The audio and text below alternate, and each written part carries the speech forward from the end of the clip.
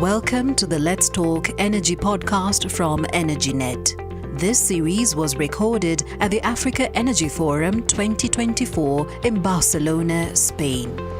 Join us for these and other episodes as we talk to the industry players, stakeholders, and rising stars of Africa's energy sector.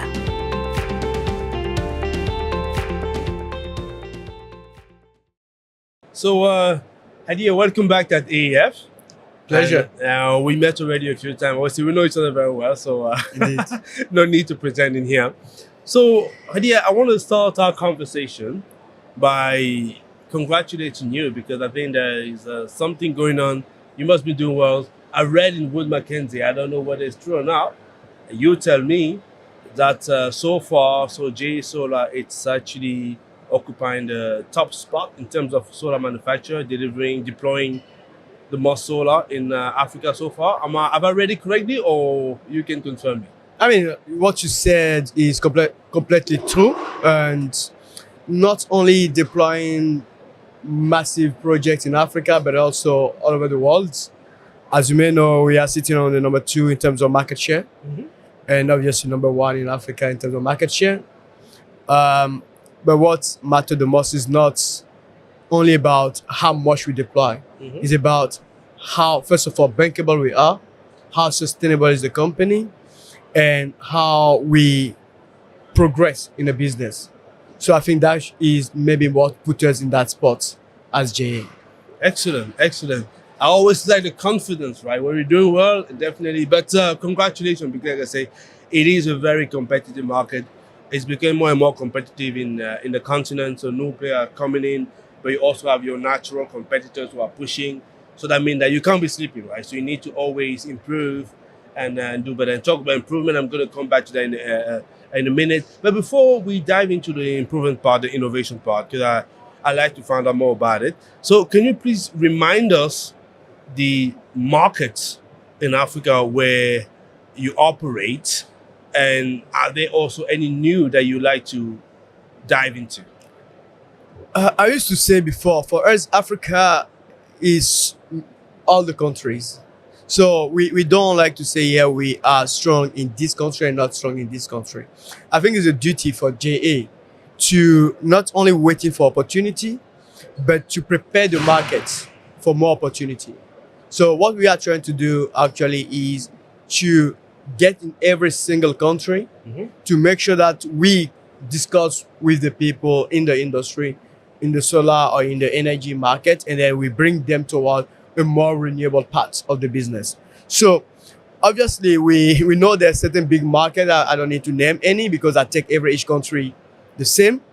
But we do believe that there's a lot of more opportunity in Africa. And again, people are saying that the country is going to grow 44 times in 2050, which means that we as an African department, again, as Africa markets, we have a lot of potential and our growth path is very huge.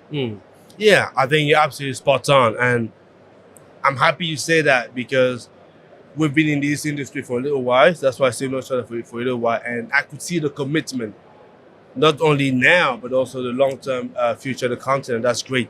But I wanted to go back into the innovation because to achieve the feat that you're achieving so far, it takes a lot of work. And I wanted to talk about the innovation part. So can you tell us more about what kind of innovation now do we see in the company JA Solar? Okay. For me, first of all, innovation is not only about technology. First, obviously, technology has innovation, but the innovation also is about the way we take the market, how we put ourselves on the spots. Before I go to the technology part, what I will bring a little bit about, I give a kind of story, right? That's fine. In the year 2000 in China, there was no manufacturer, right? There was a couple of companies buying cells and making them manually. And before we step in 2005, and we start the first company to start cells production in China. So we started the cell production and we were selling cells to all manufacturers. So from the early date, our mindset has every time been about innovation bringing technology closer to the market. And this actually disrupt the market and bring us to where we are today. Now, let me go a bit in the way we also see the market is we in Africa, you can see the majority of our team are local. We are very, very local integrated. We are a Chinese company, but really international mindsets. And on the top of that, on the technology, you can see we every time take out one of the latest technology.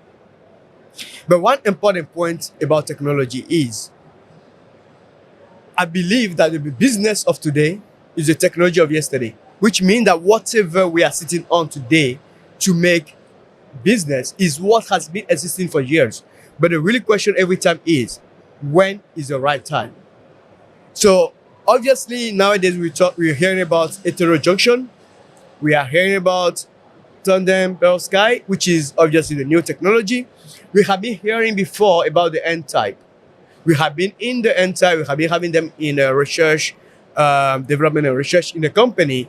But we every time are very prudent about technology. Because when they are, before you should pull them on mass production, roll them up on a large scale, you need to be sure about how they can behave, and you should be sure about their reliability. So one word you might hear about JA, they every time say JA conservative, but personally I don't think is the right adjective anymore, because for a conservative company, we cannot be where we are today.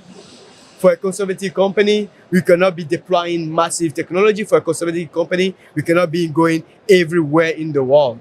So I think we are more prudent on technology. So every time when we say there is X technology, it means that it's reliable. Reliability is the word that I would justify our innovation. Okay, that's great. That's a fantastic note. And to have this innovation mindset, does it mean that you've had to vertically integrate some sectors in order to make sure that you fully understand the supply chain and be able to come up with the new product and new services?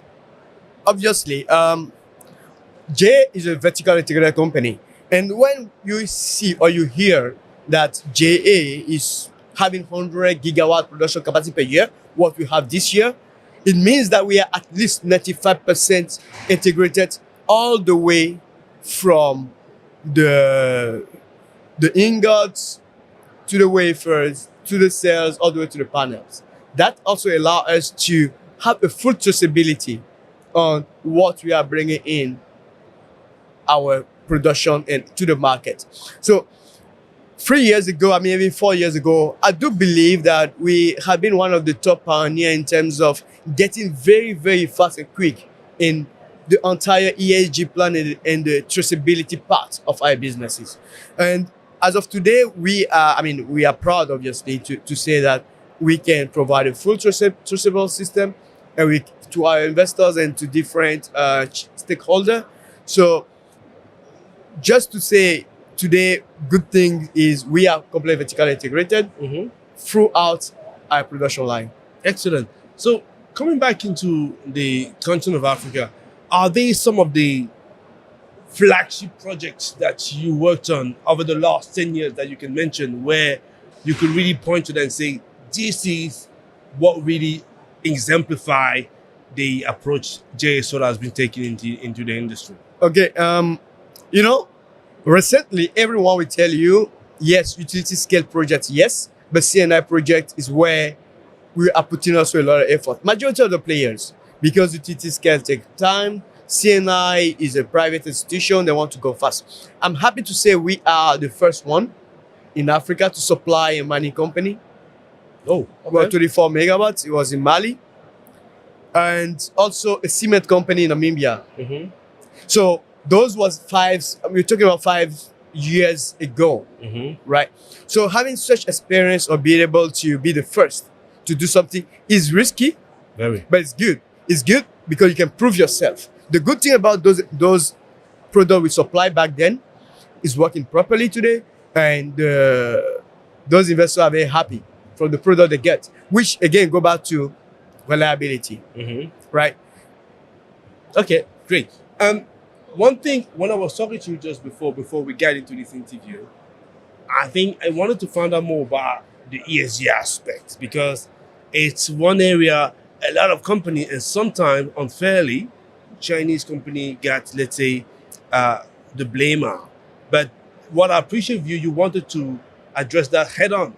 I don't know whether you can expand a little bit more about what is the strategy, the approach that you're having for the ESG, because there's a number of things that you were doing I'd like you to speak about. Well, yes, we are a Chinese company, and I mean, we are proud to be. Mhm. And we are glad that today the Chinese company bring a cheaper energy production to the world, because without that mass scale of production, we cannot be talking about That's true. this type of SCOE, right? But the good thing again, as I was saying, we are super multinational integrated company. So the diversity of people inside of JA is massive. And we have a strong ESG team working toe to toe with our top management, making sure that we at JA are compliant across market. The question for us is not about saying, yeah, we are compliant with the US law, not with the African law. So each law, we study each market the same time it goes. We don't wait for 2-3 years to study the countries in Africa. When there is a law today, we make sure that we step in ASAP, and then our compliance team make sure that we get compliance to those laws. Like, I can give you one simple example. In South Africa today, we register already with circular energy, and we are glad to say that for the recycling, we want to make sure that in the coming years, we have a solution for that, right? The same thing with different law in the US, in Europe. J is every time compliance. And the good thing I every time say is not what I'm saying today, which matter, but is what happened in the past. So there's happy enough as JA, we have never get into any of those conflicts and challenges because the company put that in the first priority. Excellent. ESG. Yeah, I could see the visionary aspect of the leadership here, including yourself. So I have a couple of questions that I have for you. So the first one is, how do you see the next 12 months going? So between now and the next AEF, which is going to be in Cape Town in South Africa? Well, I wish to have a crystal ball. Everyone knows that our industry is, I will not use the word unstable, but the movement is very fast. But the good thing also, we know the demand in the market in Africa. Even though we did notice a slowdown in certain markets this year, at certain segments, when you have the, let's call it the distribution market slowing down, you have the utility market growing up, which is a good balance. But I really believe before next year, we see here a good number of JA. We obviously see more team member of JA. Last year, we was in a team about 20 plus. Now we're about 30 plus. So glad to be there. Last year we did 1.7, 1.6 gig. I do believe this year we are going to achieve more than that, hopefully. And as a team, we try also to build more capacity across African markets. So my hope and expectation is to see more company moving toward the solar industry. More company moving toward the renewable energy. More company try the best to reduce the CO2 emission and improve in the ESG and the compliances worldwide.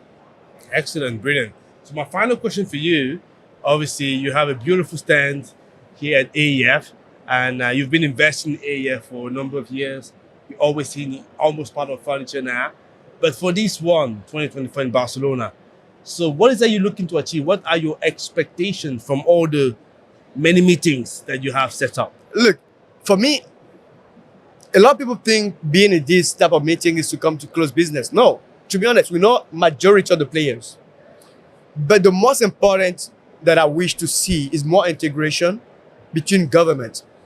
We might take part to many of those expos everywhere, but IF, you do have majority of the stakeholder, and I have the chance to meet a couple of them. I will not name names, but I keep saying, if we want to make big volume in Africa, we need to be regional integration. Without having a regional integration, it'll be very difficult. You cannot be in an ECOWAS, for instance, and have one law for one country and another law for another country, especially in renewable. It will make a disruption. But when you are integrated, like EU, for instance, obviously different countries of EU have their regulation, the way they want to move, but integration allows you to easily import and export during region. I want to see a stronger power pool. For instance, I see the amazing job doing by WAP, which is great. We want to see more of this. We want to see interconnection between countries. We want to see big energy markets setting up. That will disrupt a huge market.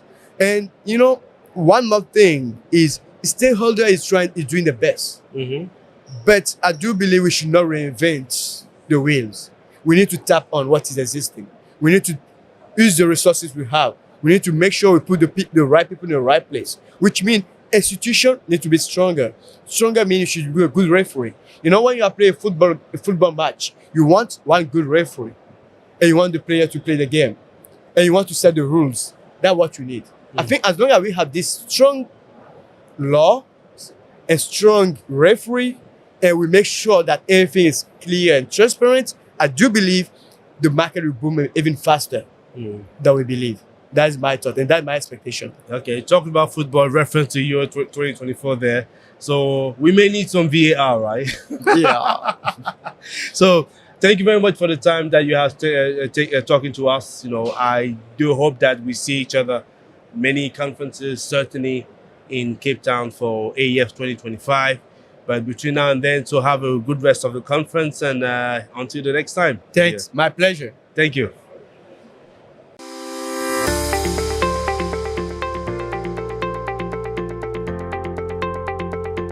This series was recorded at the Africa Energy Forum 2024 in Barcelona, Spain.